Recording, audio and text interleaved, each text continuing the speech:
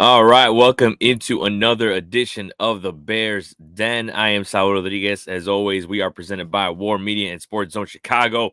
I'm joined by my guy Shawn Sierra. How we doing, Shawn? How's everything going, my guy? I'm doing well, man. I'm doing well. Thank you for asking. Hell yeah, yeah. No, it's you guys had it last week. You and Joe held it down, and the Bears sitting at 1-1. And I know I said my guess was 0-2, but hey, I said it from the beginning. I was like, I want to be wrong, and I'm glad I'm wrong. Could have easily been 0-2 if the defense didn't show up in week 1, but I'm glad I'm wrong and they're 1-1, and they lost in week 2. It's Sunday Night Football against the Texans, and we'll get into that as well. And we'll talk a little bit about week 3 as well. Give our predictions for week 3 against the Colts. But yeah, man, overall, like, what did you think about the Bears Sunday Night Football matchup against the Texans? Because these are two teams that have high hopes for this season. I mean, the Bears trying to make the playoffs while the Texans are trying to win the Super Bowl. So how did you evaluate week 2 against the Texans, man? Well, I thought that one, it was a winnable game for the Bears. They had a shot. They weren't able to get it done, but the fact that they stayed close is very similar to is encouraging. Okay, very encouraging. I also picked this as one of the losses in these first 9 games. I know I predicted a win, but I also thought in the big scheme of things, I thought they would lose it. They showed out. I was impressed with the defense, of course. This defense is ready to roll. We just need to get this offense on track, but this defense is ready to go. This defense is top notch, and Caleb has got to step up, and he's got to improve. The offensive line has to improve, but that's what. Luckily, the next few games are teams that we should be able to dominate. Okay, the Colts have given up like 850 yards on rushing in the first 2 games. It's some ungodly number. Of course, I'm exaggerating, but I think they've given up the most yards in the first 2 games in the history of the NFL. It's just unbelievable. So now it's a good chance for us to get our run game going. So hopefully that'll open up a lot. But I thought they did. Defense played well. The offense missed a couple of things here and there, and they definitely left some points on the field on Sunday. So Yeah, no, yeah, you put it very well. I think looking at the offense and what can go wrong, I feel like a lot of stuff went wrong, but at the same time, I think people always focus on the negative and don't look at the positive. And it's like it's better than week 1, and progress is progress at the end of the day. And I think people like to nitpick all the bad stuff and like all this and that, and of course the classic bringing up Justin Fields and Pittsburgh. And I'm telling you, the internet is a crazy place if you look deep in there, and it's just people are going nuts. And it's realistically, the Bears have some work to do, but it's not the end of the world. And sitting at 1-1, I think anybody would have taken that heading into week 3. Yeah, Caleb went 23 for 37, 174 yards, which I feel like the way that it went for him in week 1 with 93 yards. I feel like is a win. Obviously, he wasn't able to throw a touchdown or anything like that, and he was obviously taking a beating back there. But yeah, no, you brought up the offensive line. You said about all that, and that's kind of been the main talking point, because some of Ryan Poles' biggest fans, I feel like, all over the place, either people I know or people online talking, are starting to question just the way this team is put together.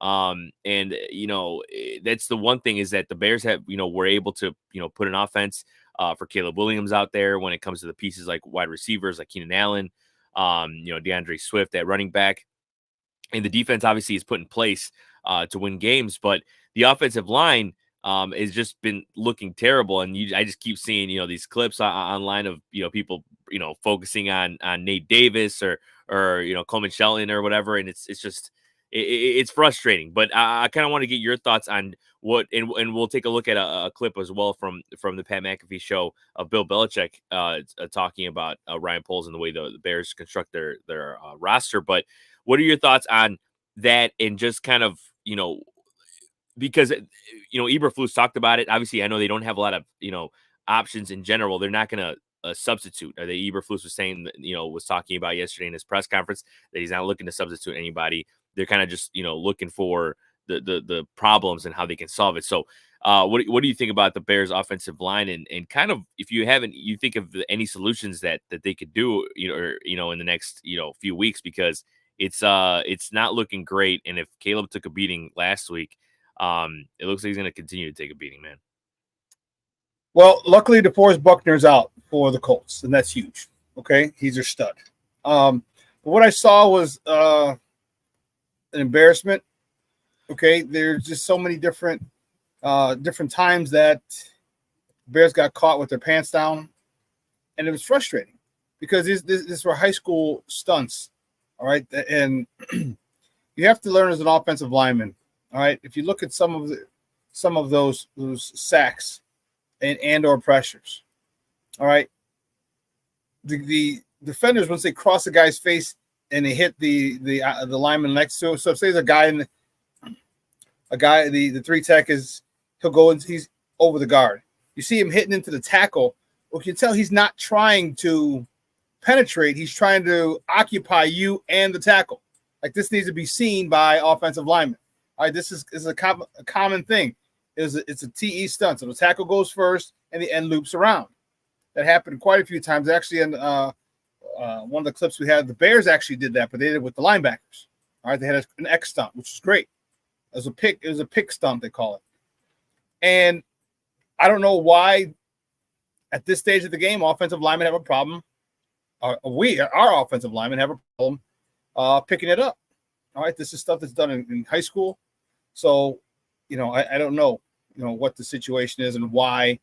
They got to get that cleaned up because they're going to get Caleb killed. They're going to get Caleb killed if you can't pick up a regular high school stunt. So.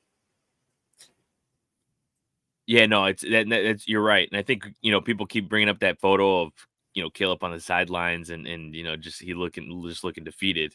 Mm-hmm. And you know what, I don't blame him because, when you take a beating out there, I don't think it has, because of course everyone, is doom and gloom and they're thinking, this is, here we go again. And it's like, no, dude, if you're out there, getting whooped, you're not going to go sit back and be like, hyping everybody up. It's like, you got to recover from that. but you're right. It's like, it's those situations where, it's rough out there for these guys and they're not making the right plays on the offensive line. And it looks rough. And that's one thing that I think has been one of the main talking points of the last week.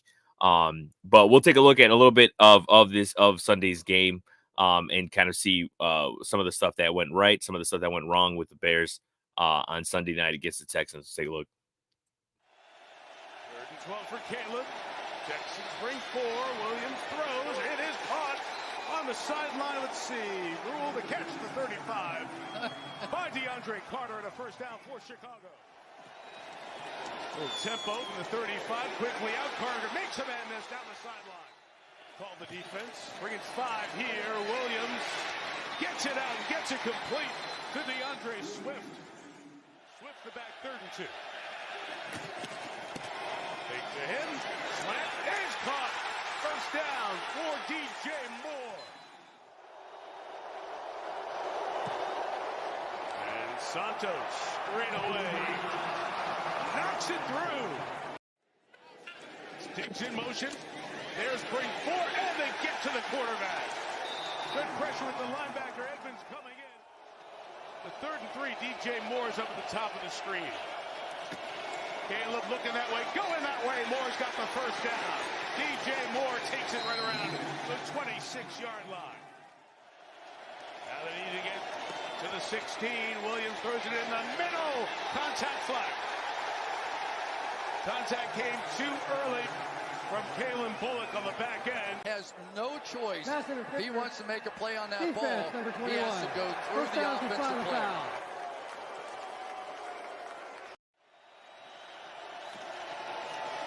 Williams looking to take off. He does. Caleb inside the 5. Puts his shoulder down. Gets towards the 2. About 5.5 games and none of them have thrown a touchdown pass. It's a give to the end zone. Herbert. Touchdown. Chicago Bears.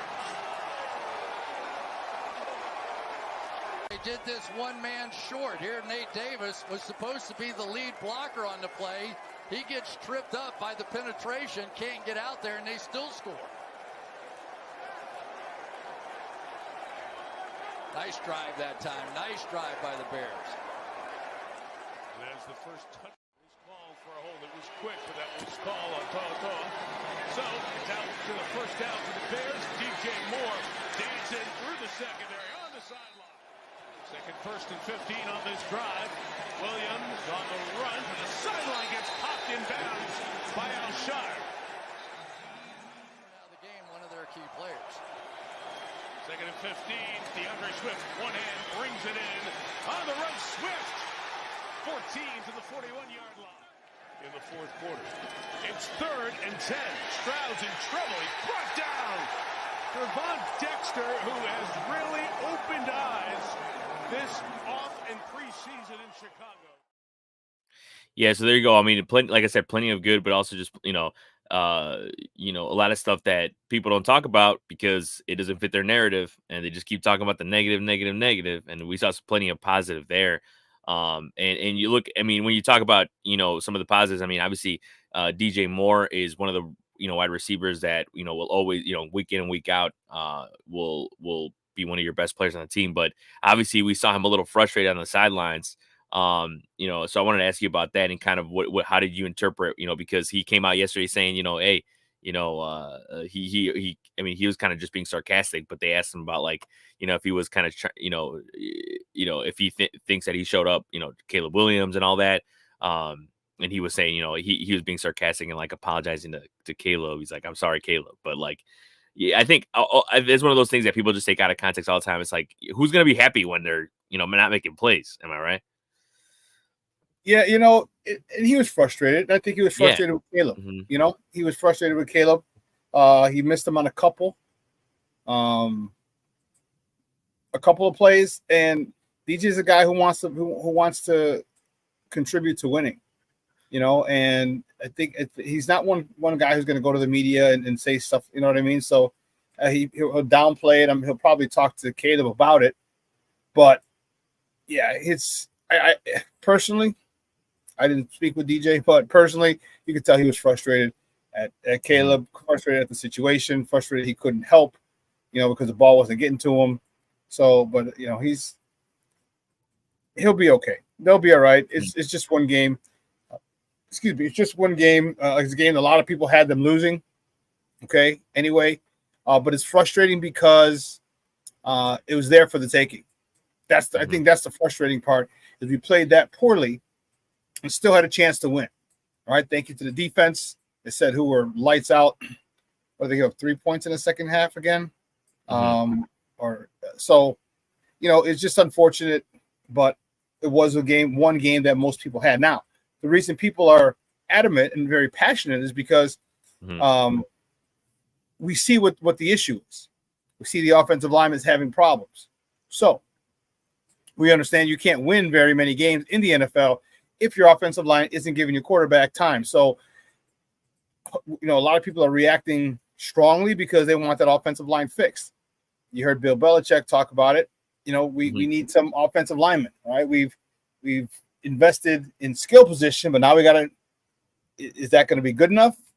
I don't know, but I'm okay with what happened. That we lost. Like I said, I figured we were going to lose. That was one of the games in my preseason that I had them losing. But now he's got to fix the offensive line. I think what they got to do is go back to the fundamentals, and that'll be huge. And Chris Morgan has really got to step up. All right, we don't really hear a lot about him, the offensive line coach, but when the offensive line plays poorly, people are going to call for his job, which they already have. So he's got to make sure these guys are a lot more fundamentally sound. If they are, those twists and stunts that they're running, they don't get home. So they got to get back to the basics and the fundamentals. And if they do, it'll be a much, much better day on Sunday. Yeah, and it's probably the most frustrating thing, right? Is that you see the vision, you see where things can go, and they, especially in week 2, they didn't go that way on the offensive end. But yeah, let's take a look. You mentioned Bill Belichick, and we'll take a look at some of what he said when he was on the Pat McAfee show, talking about the offensive line and the Bears roster construction. Well, I think this is really an issue for Chicago, just in terms of the overall team construction, like the way they decided to do it. You look at a team like Detroit in their division, and Detroit's got three really good linemen with Sewell, Ragnow, and Decker, and those guys give generally golf a lot of protection. The Bears have really put their resources into a lot of money, a lot of draft choices into receivers, but they've had problems on their offensive line, and it doesn't really look like that's gotten much better. Whether D'Amico brings it or doesn't bring it, they had trouble with a 4-man rush, a 5-man rush, and just single blocks up there have been a problem for him. So, I like the receivers. I think quarterback's got a chance, but it's tough, and I think it's going to get tougher. AJ, as you know better than I, Chicago in November and December that's a fun place to have to rely on throwing the ball. So, the combination of let's say struggle running game, and then having to throw a lot and pass protect a lot. I don't think that's really playing into the strength of that's not a strength of the Bears team. So not really sure how they're putting that together, but to chuck it 50 times in Chicago on a long-term basis just seems tough. Yeah, and I've loved already Bill Belichick in the media, man. I mean, just him on NFL Network, and he's very blunt and very honest, and I like to hear that, especially with a guy who's won as much as he has.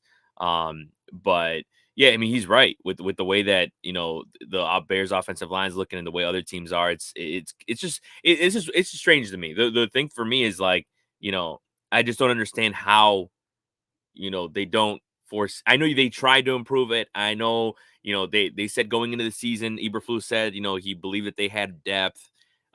It's just strange to me that that it doesn't look like it. It doesn't look like it's improving. It doesn't look I think Shelton was rated high on PFF, and it's like we're not. I don't know. It's just strange to me. That's the way I see it. Is just from outsider looking in, is like you see a solvable issue, but they haven't. It looks like they haven't tried to solve it in the last few years. And if they have, it just hasn't worked. Because I understand Nate Davis was a guy who was supposed to come in and be a key spot of the offensive line, and it just hasn't worked. And obviously, they're not very happy with his practice, the way he practices, players, coaches alike. So yeah, I don't know. It's going to be a tough going forward, but we'll see how they do coming up in week number 2. And you know what? Another thing too, I wanted to bring up as well. I wanted to talk about was the end, of course, with CJ Stroud talking to Caleb Williams, and that was shown all over the place. And it was CJ Stroud just kind of trying to talk to Caleb and tell him a little bit, just keep going type of thing, and he'll be fine. And I feel like it was blown out of proportion because a lot of people were going, of course, with the negative and saying, hey, Caleb didn't want to hear any of that, like, playing the diva card, like, they're whatever. The same age, blah blah blah. Yeah. Who are you? You're not a veteran, and yeah, and I think it's just hilarious to me because, like, a couple of things. One, Caleb and CJ Stroud obviously have a past. They played in college. They played against each other in college, and it's like they're rivals. I don't think. And also another thing too is like, imagine, like, Shawn, you're the football player here. I mean, losing in a game, in a big game like that. I'm sure if anybody went up to you after the game was like, hey Shawn, like, yo, bro, you played well. Like, no, dude, you don't want to hear that crap. Like, you just lost. You know what I mean? Like, you want to head back, see what you can do for next week. It's not, the game just ended, but we'll bring up, because we do have that clip of the ending between CJ Stroud and Caleb Williams, and then we'll break down. Good job out there, bro. Yeah. Hey, keep going. Stop taking those hits. Yeah, I know. Hey, learn. Look, come here. Learn from those mistakes, and everything that you got, bro, is in you already, bro. You're gonna be a hell of a player in this league. Yeah. All right, boy. Appreciate it. For sure. There you go. So yeah, what did you think about that, and kind of just the reception of the fans and of that clip in particular? When I heard the wide, or the great amount of negativity that came with that, mm-hmm. It didn't surprise me. All right, people are saying, they're basically the same age. Like, you're not a veteran, you're not this, you're not that, you're not, who are you to give advice? I was a little annoyed, because here's one thing that CJ Stroud has on Caleb is experience. He had a year in the NFL. If you recall, he started off 0-2. Okay, most people may not remember that, but he started off 0-2, and they ended up making the playoffs. Okay, and then there's another black quarterback, one young black quarterback to another young black quarterback, one who has a year of experience, saying, "Hey, you know what? I was just through this last year. Don't worry." You know what I mean? I think that people, and especially I'm surprised because everyone talks about, oh, this whole chummy now in the NFL after games and all the bro hugs and the jersey exchanges. So why it took such a negative turn, I don't understand. It's one young black quarterback trying to help out another young black quarterback, all right? And, you know, you probably saw some frustration.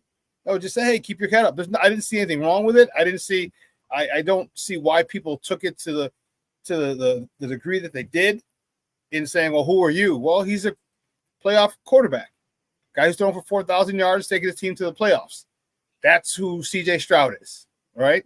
I don't care about age, all right? He's done that already. He's been there, and he's wishing him well. Just let him know, hey, stop taking, you heard him, stop taking hits.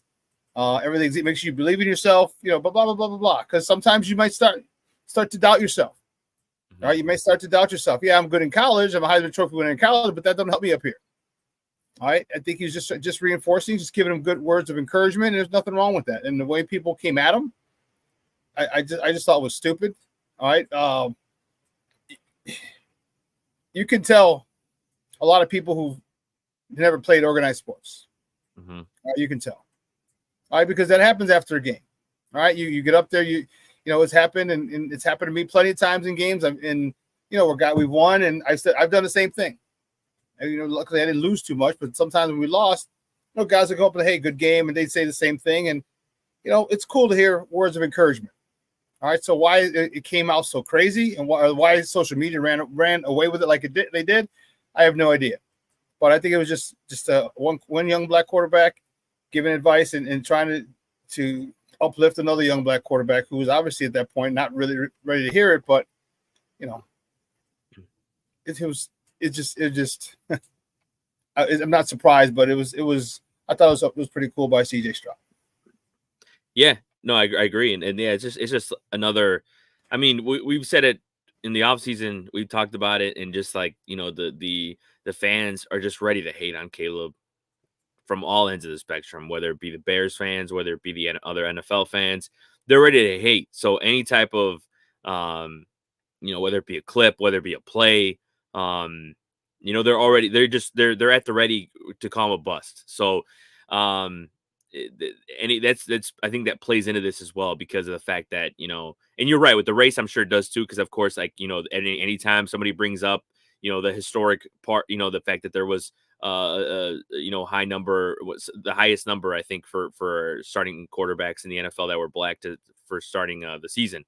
And of course, all the comments are always like, who cares? Like, blah, blah, blah, this. And it's like, it's one particular person that's saying who cares. Right. So I think people always trying to make a big deal out of certain things like this, which is so unnecessary, especially with two young guys that are trying to make a name for themselves. I mean, C.J. Stroud's basically already made a name for himself, but like Caleb was obviously trying to make a name for himself in Chicago. And it's just unnecessary and really dumb, but it is what it is.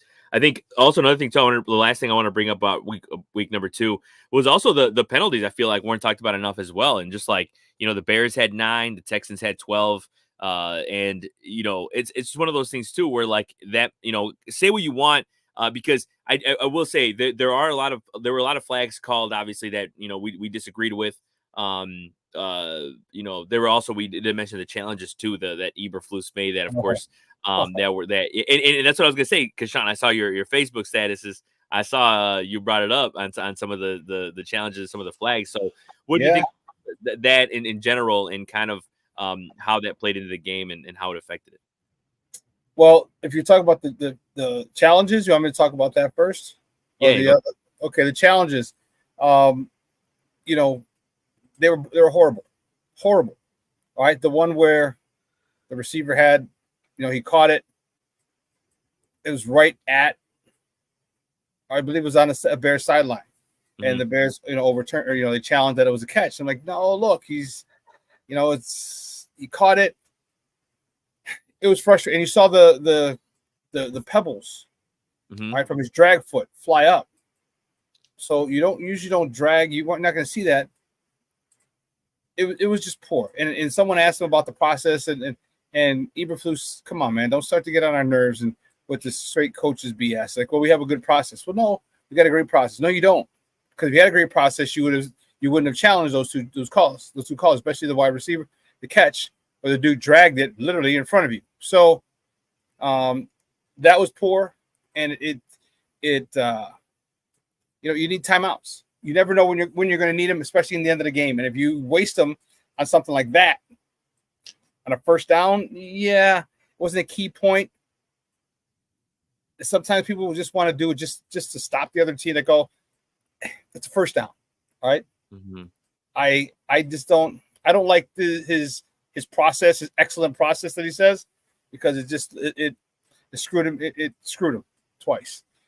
There's got to be a better way. I mean, and I don't know. There's got to be a better way. Like, who sees it up top? Do they call it down and say, hey, no? Or do they wait for the replay? If they wait for the you know what I mean? Like, sometimes you got to be able to see it on the fly and say, nah, that really didn't. I'm not going to challenge it, or call down and say, hey, that was too close. We didn't get the replay, but that looked too close to challenge, and then put it on Eberflus. But if I was up there, I'd be like, no. He had 2 feet down. Second one dragged. You saw the pebbles from the field turf kick up. No, don't challenge. But someone saw it different.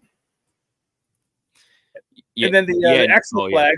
Then the actual flags. Yeah, they had the false starts a couple times. I think that I put that on the center. All right, because it was Darnell Wright had a couple of them. All right. So Shelton, this should have been worked on in practice. When you hit the quarterback, okay? When you hit the quarterback, say, okay, now it's time to snap. It's got to be a rhythm. Okay, 1001, 1002, and the whole offensive line has to know it. Okay, so what he's doing out here, if you're Darnell Wright, is you got your rusher, so you got two of the best rushers, edge rushers in the NFL. One of them's on every play. Okay, either Daniil Hunter or Will Anderson. Okay, one of those two is on you every play. You got to get a good takeoff, but you also have to make sure that you're seeing the ball. So you might be looking out of the peripheral, not directly at him. So when you see the guard reach over and tap the center, it should be like, okay, 1001, 1000, whatever you decide, whatever's been at practice, that's when you're ready to go. It seemed like he was holding the ball a little too long, the center, that is. And if you're a guy, because you couldn't hear, and if you're going on what you've worked on in practice, then it's not the majority of that goes on Shelton, because you can't change up the timing, because for whatever reason, because other guys are going to go offside, which he did, and he's out there, he's far. I don't know. I hope they get that worked out. All right, they're going down to a dome again in Indy, although the roof was open in Texas nonetheless. But you're going in a dome in Indy, and you're going to have, if the game's close, the crowd's going to be loud. And I hope we don't have the same issues that we did last game, because it could come in inopportune times when we score a touchdown or get a key first down, and it prevents us from keeping the ball and force us to punt. So I really hope they work these things out, because this is stuff that has to be on point. We got the Peyton Dome, all right, the practice facility. They usually turn the music really, really loud. Do that and make sure that you get this down. The fundamentals. So the fundamentals were really lackluster from this team, especially the offense, in particular the offense.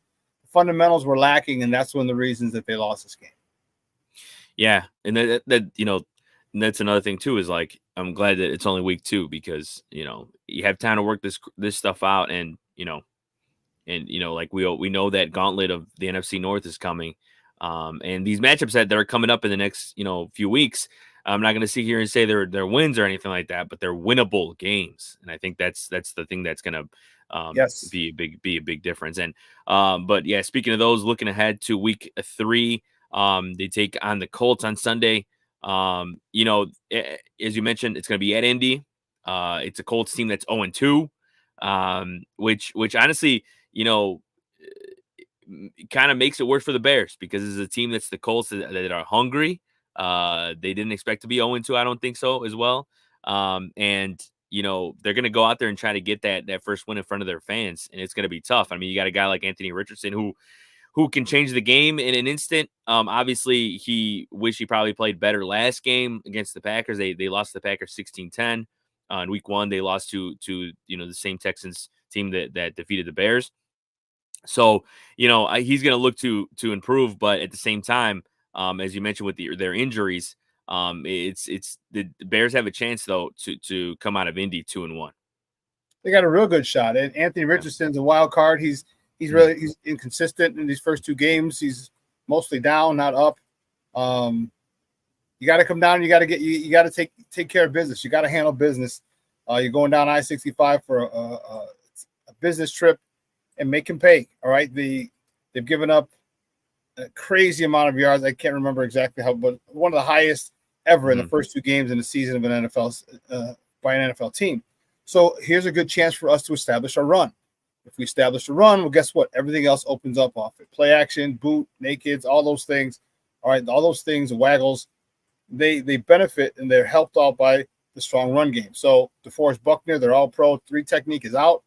So yeah, attack the run, attack them on the ground, and get everybody and get them lathered up. And if I were Chris Morgan, on Monday, first of all, it would have been a profanity-laced tirade I would have gone on as the offensive line coach for the poor performance. But 2, I would talk to Shane Waldron and be like, look, we got to run his ball 30 times. All right? Run it 30 times, and that if we run the ball 30 times, the Bears have a phenomenal chance of winning. Phenomenal. Indy cannot stop the run. And that was with DeForest Buckner. Now he's not there. Yeah. So we got to stop the run. We have to establish a run while stopping the run when we're on defense, but we have to establish a run, and that opens up a lot for our offense, and that'll allow Caleb to get outside. We're starting to see some of the same problems that people were complaining about, or what should I say? They were saying this kid didn't have. Seems like he's doing much better outside of structure, all right, than in structure. So we got to give him a pocket, allow him to set his feet, because a couple of throws this week, he had one throw at DJ Moore on that comeback, and that DJ was pissed about. He had his feet set, there was no pressure, and he just underthrew it. So we got to see him work in structure, all right, and hopefully they establish a run, and Caleb plays much better, because he left a lot of incomplete, a lot of passes on the field that he should have completed. He left out there, and that's frustrating for the number 1 overall pick. Yeah, and you mentioned with establishing the run and all that, and I think a lot of people are getting a little impatient after just a couple games with DeAndre Swift, and they're blaming him, and it's like, I think it's more on the play calling. I think calling certain plays on him, with him, I feel like, because he's an explosive guy. I think whether it be rushing the ball, receiving the ball, he can make some plays, and I think this game could be his coming out party for the Bears. And you did also mention, they got to stop the run. You are right. As good as the Bears are at stopping the run, they're one of the best, running backs in the league is going to be going up against their defense, and Jonathan Taylor put up 100 yards against the Packers. Hasn't been, prime time Jonathan Taylor in the first 2 weeks, but at the same time, this dude can go off, put up a couple TDs in any given week. So it's gonna be a challenge for sure. But Shawn, what do you predict for this week in score between the Bears and the Colts? Well, my prediction, I think the Bears win. They have to win. They can't come out of this they can't leave Indy with a loss. Otherwise, the sky's falling, because the sky's not falling yet. We're just passionate about what the issues are, the glaring holes that we see. Give me 30 to 14, 17, 30 to, I'll go 30-17. Okay. Yeah, no, I think they're definitely going to be able to run the ball well. And like I said, I think DeAndre Swift's going to have a big game. So I think a couple rushing touchdowns, whether it be Herbert and Swift or both coming from Swift. So I'll say 24-19 Bears. So yeah, I think they'll come out with the win because I think, like I said, ultimately these games are winnable, and I think the offense, as much as we talked about the offense needs to improve, they made progress, whether we like it or not. It's just the truth. They made progress, so hopefully it keeps going upwards, and they're able to at least sustain and be able to put up some points against the Colts, and I think they will be able to. Hopefully, Keenan Allen's able to play as well, and make an impact, because I think that's one of the bigger things, and they got to just implement Cole Kmet at some point. I don't know what that issue is, bro. I really don't. Why he's not involved? I don't know.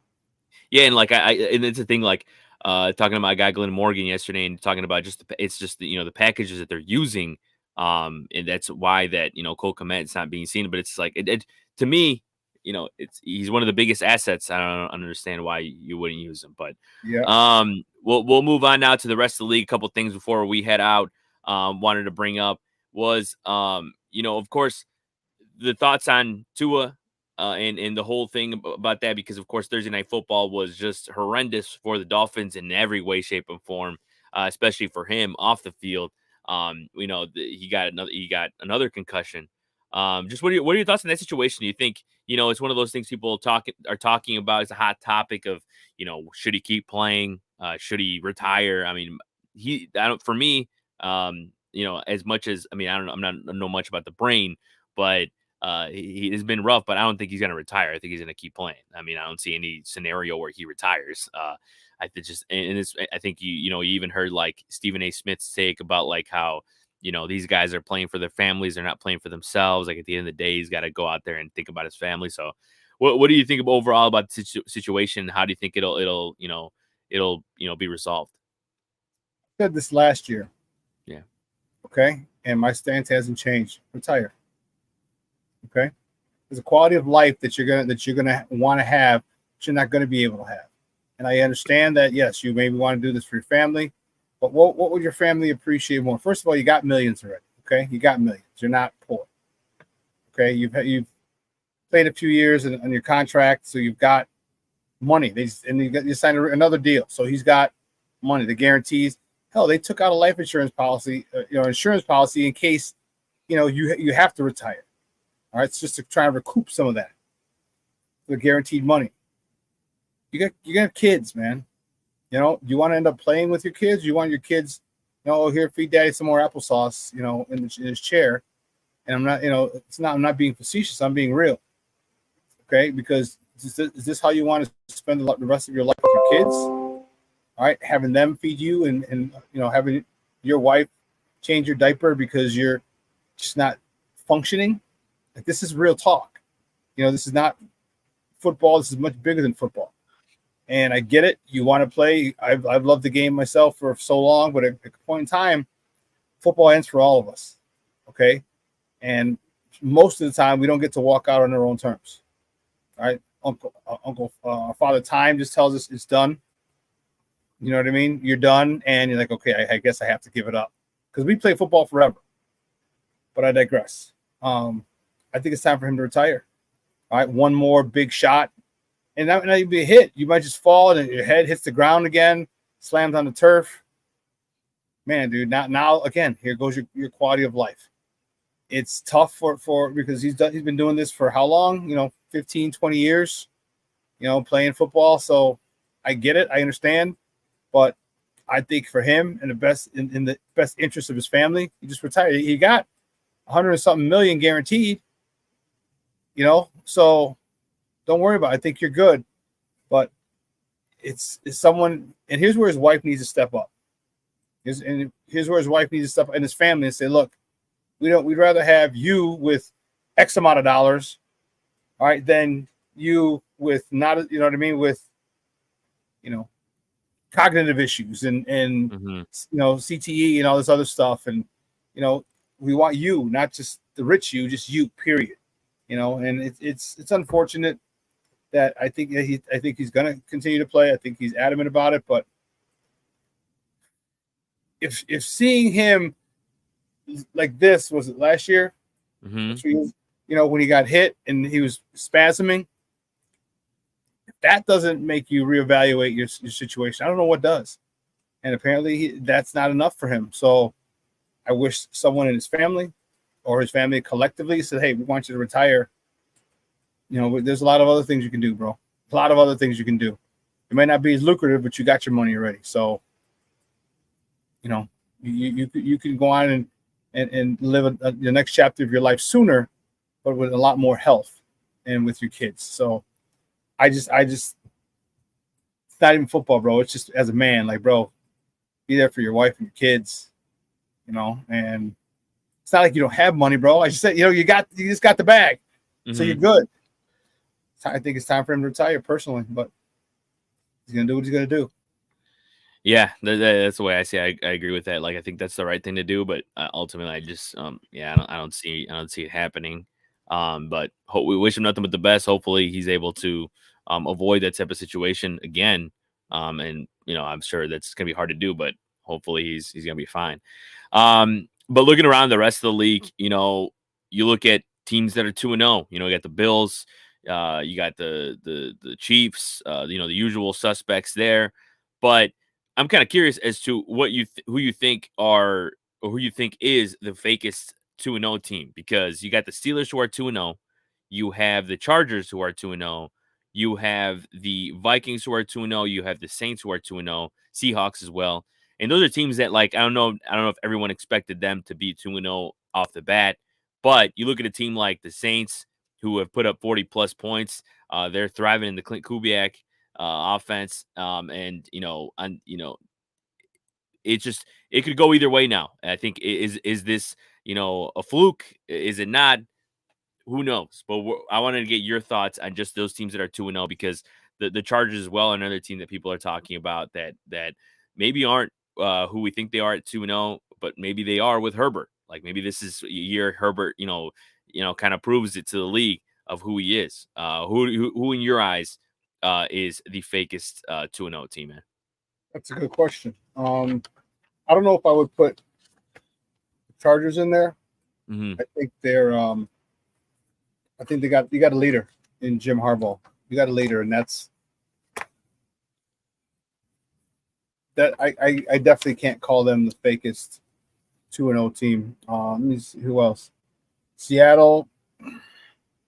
All right, without Shane Waldron. All right, Geno Smith still got these guys at 2-0. Okay. Maybe Minnesota. New Orleans, no. You still got Alvin Kamara.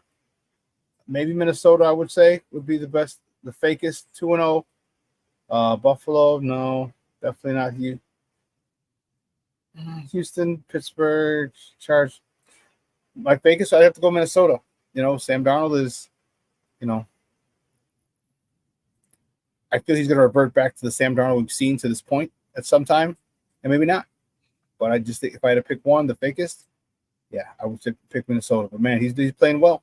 He's playing well for those guys up there, and unfortunately, they're in our division. So, it's yeah.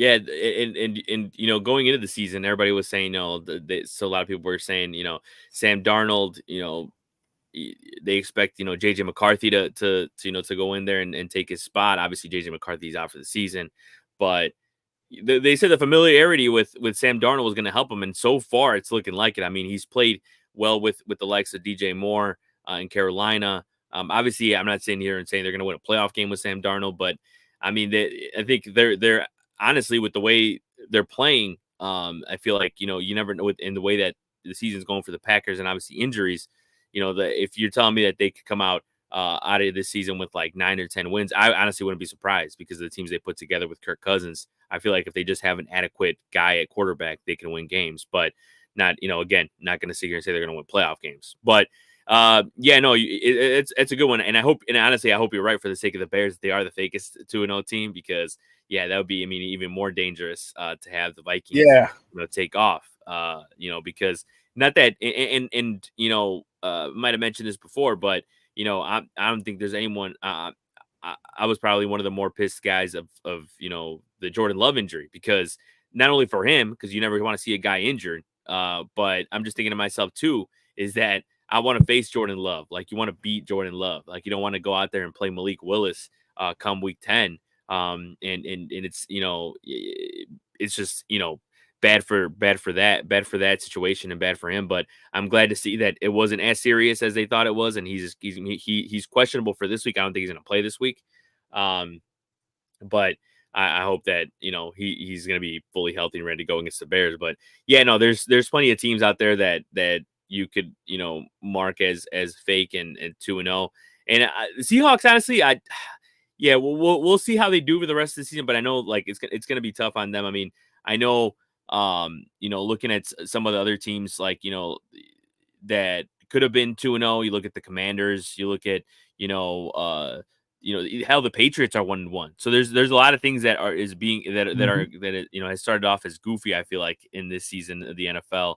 And it's only going to get crazier because, I feel like a lot of offenses have just been not running in all cylinders too. Like, yeah, you're right. It's kind of, a lot of field goals. A lot of field goals. I mean, look at the Commanders. They had I think all 7 field goals to win that game against the Giants. So yeah, it's a strange start, but we'll see, and hopefully there's a lot of competitive football left on there. But I think that's a good place to wrap things up for this edition of the Bears Den. I want to thank my guy Shawn for joining me.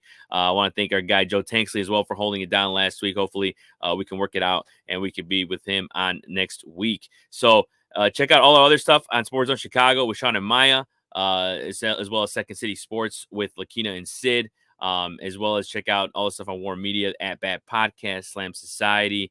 And check that out as well. For Saul Rodriguez, Shawn Sierra, thank you for joining us on another edition of the Bears Den, and we'll see you next time, everybody.